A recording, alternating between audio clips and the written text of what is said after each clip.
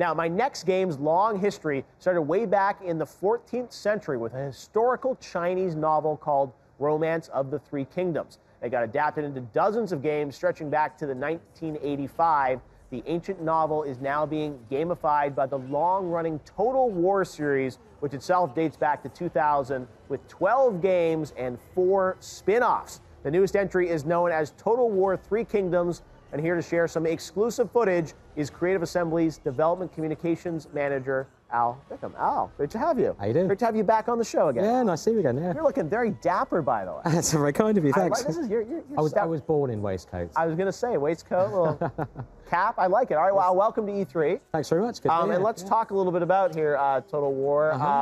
You know, you guys are known for mastering this genre, and I think everyone's really excited to play it if you play this type of game. So why did you guys want to push in this direction with Three Kingdoms for the next Total War? So it's a natural period for us to switch to. Yeah. It's one that our fans have been asking us to cover for years as well, because it's kind of, it's a perfect period for the whole Total War system, because you've got these multiple great personalities and great dynasties vying for supremacy, and the backdrop to the whole, Three Kingdoms period is tyranny, revolution, civil war, and ultimately unification. So that's perfect from a gameplay perspective, because we put the player in the boots of one of these great leaders of the time, one of these great warlords of the time, and then ultimately their job is to unify China however they see fit.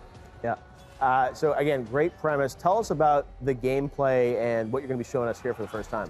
Cool. So, yeah. Well, I mean, we're here at E3 with the first look at some of the battle side of the game, because of course we have a massive turn-based campaign game within which you play battles. We've got a historical battle here at E3, and really what we're trying to demonstrate with it is how we're approaching characters in a completely new way for Total War Three Kingdoms. Yeah.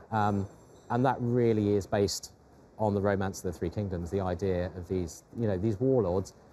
If you go back to the 3rd century, you look at the records of the Three Kingdoms, and that's just a historical text that tells you army lists of the time and which great generals fought at which battles and all this kind of stuff. Wind forward to the 14th century, Romance of the Three Kingdoms is written, and it brought the period to life. It made these characters larger than life. Then they did these incredible deeds in battle, like some of them fantastical in nature.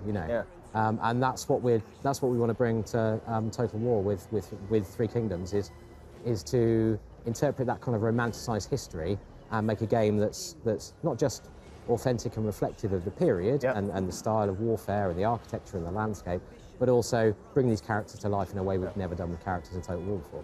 Fantastic. Now, I know here on the show we're talking about some new stuff, showing some new stuff. What are we going to talk about here today?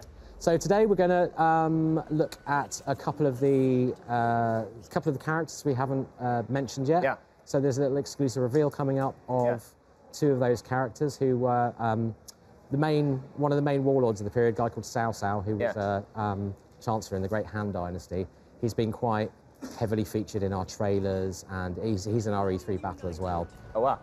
But we've also got a little footage coming up of Zhu Shu, who was one of his bodyguards, the guy called Dian Wei, who was one of these kind of epic, larger-than-life warriors who has crazy tales of combat attached to him. So these are 2 characters that will appear in the game as part of Cao Cao's dynasty, as part of Cao Cao's faction, if you choose Cao Cao as a playable character. Wow. So this game seems really ambitious. How long has the team been working on it? I'd say about a year and a half now, something like that. So, and we're out spring next year, so we've still got a little way to go. Oh, here's the exclusive clip, Yeah, so here you go. That's Zhu Shu right there. See, it's a ridiculous club I was going to say. On the end there. And yeah, these guys, they barrel in.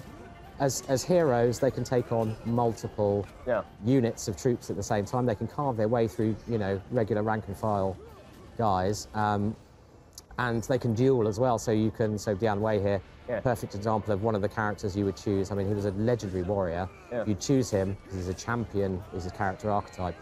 You could choose him to initiate a duel with another character, and then there's a case of managing their special attacks, and what that does is it locks the enemy champion away from carving up your units, and hopefully you can take him down in that battle as well. So awesome.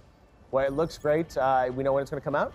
Spring next year. Spring 2019. And we've got a lot of more information to come on exactly all the new features that are going to be in the campaign game, and about how we're realising that kind of character depth through gameplay systems as well. And that's all pretty exciting stuff that's coming up soon.